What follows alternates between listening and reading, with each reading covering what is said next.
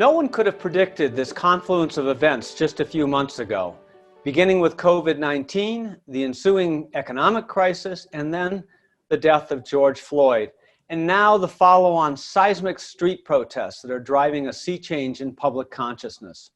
CEOs across the corporate landscape have added their voices to the discussion and are determined to use their influence to make lasting change. And corporations are in a unique position and are indeed expected to address the issues of racial injustice and social unrest. For over 100 years, the Conference Board has helped the world's leading companies and society at large navigate crises and develop reasoned solutions for our country. We were founded amid the labor unrest in 1916, and the Conference Board led the adoption of the workplace safety reforms, compulsory health insurance, and the 8-hour workday. We were at the forefront of conversations regarding opening the workplace to women, people of color, and people with disabilities. Our policy center, the Committee for Economic Development, helped change the Marshall Plan that rebuilt Europe and World War II, as well as creation of the Jobs Act in 1946, which set forth a variety of workplace reforms. So our tradition is a long one, and it continues today with our efforts to shape public policy that impacts our workplaces, our communities, and our government. Given the recent events, the Conference Board is launching a series of CEO forums entitled Building a More Civil and Just Society. As trust in institutions erode, CEOs remain one of the most trusted groups in America and have a tremendous amount of authority in driving this discussion. Our CEO forum will feature CEOs from across American industry who have had experiences and have lots of ideas on how to drive our social experience. Today, we are talking to Joanne Jenkins, and Joanne is the CEO of AARP, one of the largest organizations in the country, representing people over the age of 50 and all of the aspects of AARP. You couldn't live in America today without knowing AARP. It is simply ubiquitous in our environment. Joanne, welcome, and thank you for joining us today. Well, thank you for inviting me. I appreciate it. So Joanne, given the events that follow the death of George Floyd, how would you characterize the social state of our union? So, obviously this has been a very emotional time these last several weeks. I would probably characterize it as in a state of motion. I think that we're seeing signs of a transformation and change. I'm moved by the diversity of the age groups that we're seeing at these protests all across the country. I'm moved by the diversity of racial breakdown. Rarely have you ever seen a movement of this type that spreads around the globe, and that you're seeing demanding action, not just from those who have been oppressed, as in Black people, but also how important it is to have young people all across this country engaged in this conversation. And I tell my colleagues and friends that this feels different because there's this enormous recognition from other races and socioeconomic groups all across this country that we can do better than this. Yeah, and the issues of racism and inequity, unfortunately, are not new to our society, nor is the civil unrest that we're seeing now. Of course, you and I remember the 60s, and I was just so hopeful that following that decade, and particularly the events of 1968, that things would be different. But here we are again, it seems. But is this time different?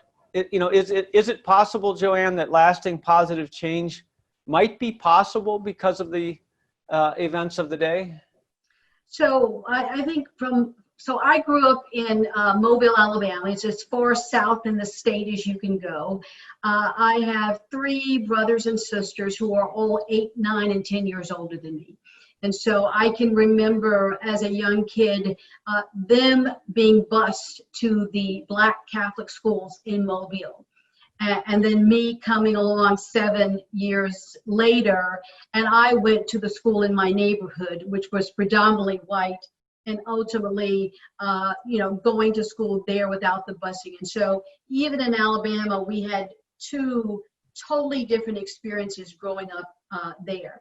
When I think about what's from the 60s, I can see some change. I think we saw change in the 60s and, leading up into the 70s. And then it's almost like we became complacent about, assuming that, we had equal rights and equal access to work and equal access to pay and to employment and all of those other kind of things.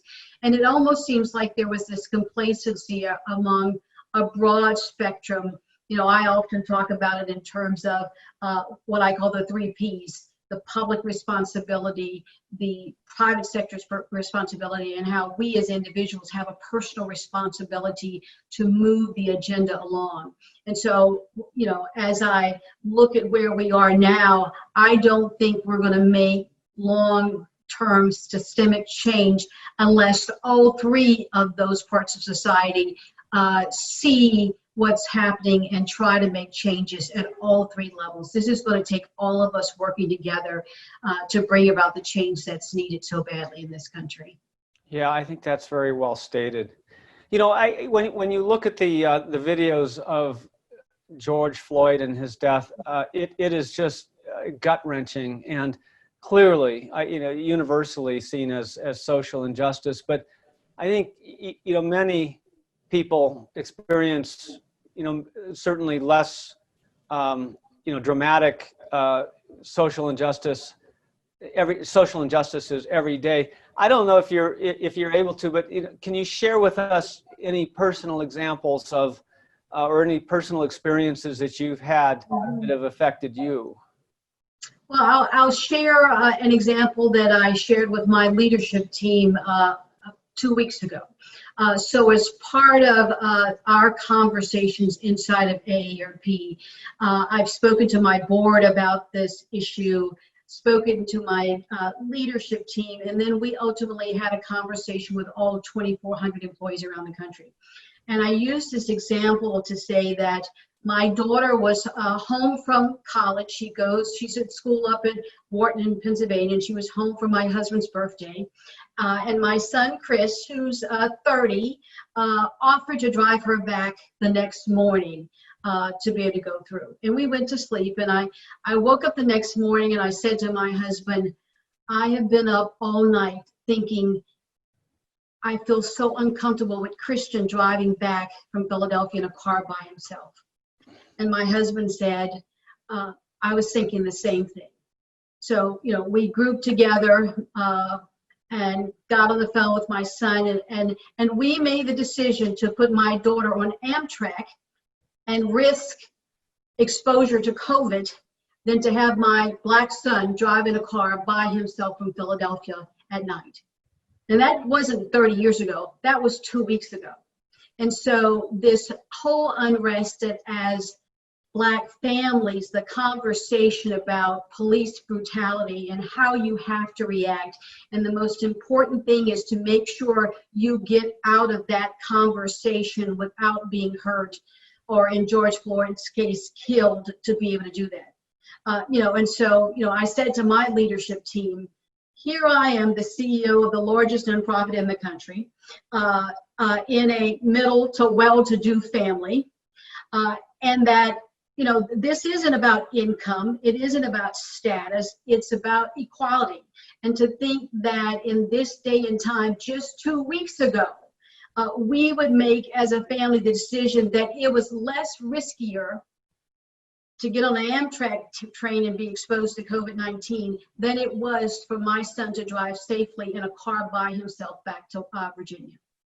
And, and it's, I can't tell you how it hurts as a parent to have those conversations, but I will tell you, I came back to my office and I got a little emotional telling the story with the staff, and I said to my executive assistant, I said, so I really didn't mean to get emotional about this. I said, but I shared this, and she said, I had that same conversation with my son last night, who was getting ready to drive to Kentucky to visit his in-laws.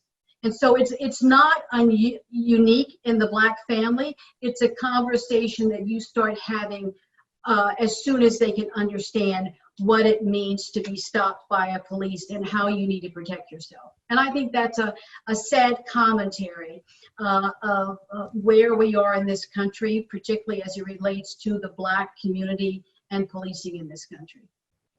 Well, thank you so much for sharing that with us. It is a unique experience, and just thinking about the fear that permeates your family and of course society is just heart-wrenching. But Joanne, it's a big question, but what do you think needs to happen in order to establish a truly just society? What changes need to be made, and who needs to make them? Well, what I keep saying, in the conversations I'm having, that it's not just one thing that has to occur. You've seen some local governments reacting and trying to make changes. But I think also what's been so moving about this is hearing from my white colleagues and friends about, I had no idea, or I felt so uninformed about what was happening and what Black people were experiencing in this country. Or I decided I know my family makes these comments that are negative or whatever, but my rationale and the way I've dealt with it is sort of to ignore it. And I now realize that I can't ignore it. I have to be involved in the conversation, and we have to, all of us, learn and listen to each other every day for us to move past this. And so obviously, it's going to be broad-based in terms of, setting a national dialogue around what racism is and how do we address it. But it also is going to start, in our own families, and how we have this conversation with our families and friends about that we're no longer going to tolerate the existence of racism in this country. So, first thing you said was awareness, and then the second thing you said was engagement. And I think, it's so true, it's particularly the awareness side. I've heard that from many people following the George Floyd incident, that I had no idea, just had no idea. And so it really does start with awareness. And I think that's what you're seeing. I'm hoping that that's what you see from a positive standpoint. In the discussions that we see around the country. I agree with you. You have an interesting role because you, of course, employ thousands of people, as you said, but you have, tens of thousands of members. What are you doing through AARP to advance the goal of creating a more civil society? So we have 38 million members who are members of AARP, but we've started internally with our staff and having these conversations. And I hosted just last week a 90-minute conversation with our colleagues all around the country, all of whom are teleworking during this COVID-19. And I think we had close to 2,000 of our staff members on the phone listening in. But I offered staff the opportunity to send in a 60-second video. We had quite a few, and we actually showed every single video that was submitted by the staff in terms of a conversation. Many of them submitted by African-American staff members who sort of describe what they experience every day. And I can't tell you how powerful that was, but, out of that came this, and we're working on this now of, how will AARP play in this? How will we address disparities across this country? And obviously, with COVID-19, what came to the forefront is a huge deficiency in terms of health disparities, particularly for those people of color, Black and brown in this country, and the idea of how fragile our social support system is in this country, so that within a matter of weeks, 30 million people no longer had health insurance. And so what you're going to see AARP doing is being more aggressive in addressing the issue of disparities, whether it's through our advocacy work here in Washington or in state capitals all across this country, both in the health space and also in the financial space, because so many of our members really were laid off during this pandemic and what's going on in the country right now. But we know that they, particularly the number of people who have died in nursing homes, have been overwhelmingly African American. I think 25% of all of those who died in nursing homes were African American.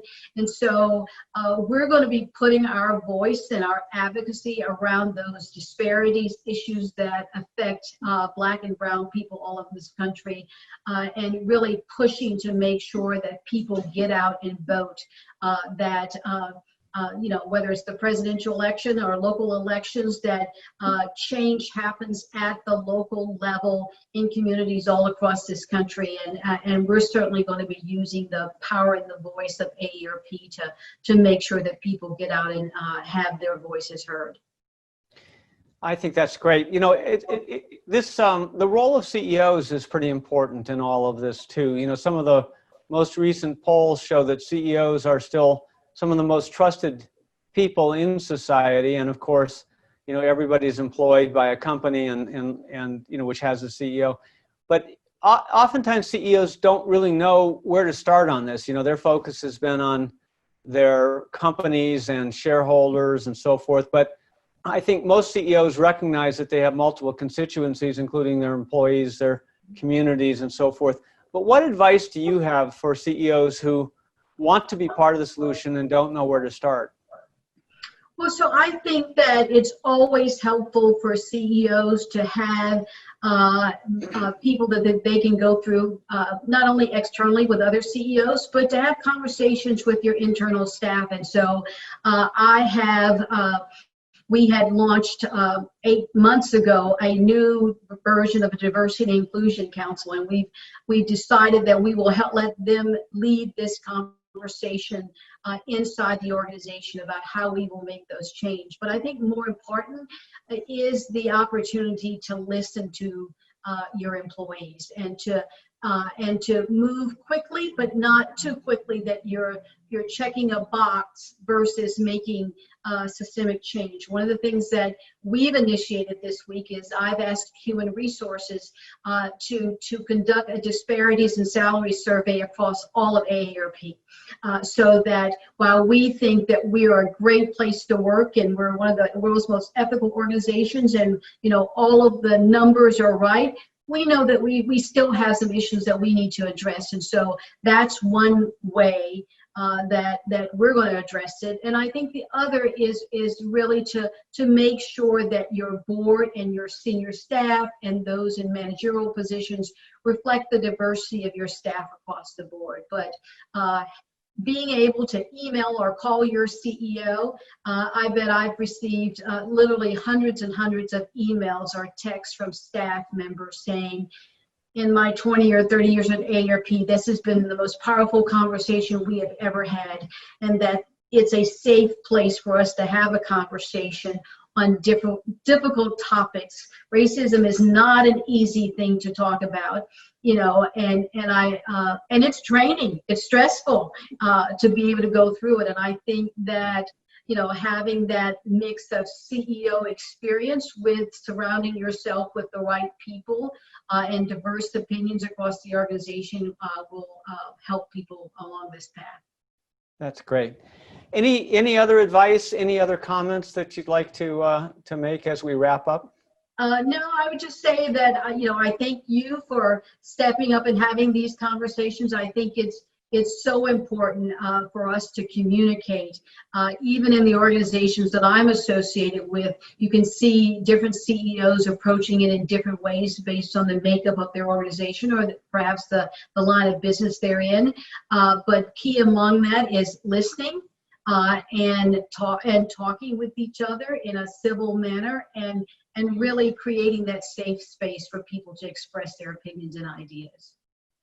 Well, thank you so much. We've been talking to Joanne Jenkins, the CEO of AARP. Joanne, thanks for joining us today and sharing your thoughts. Thank you.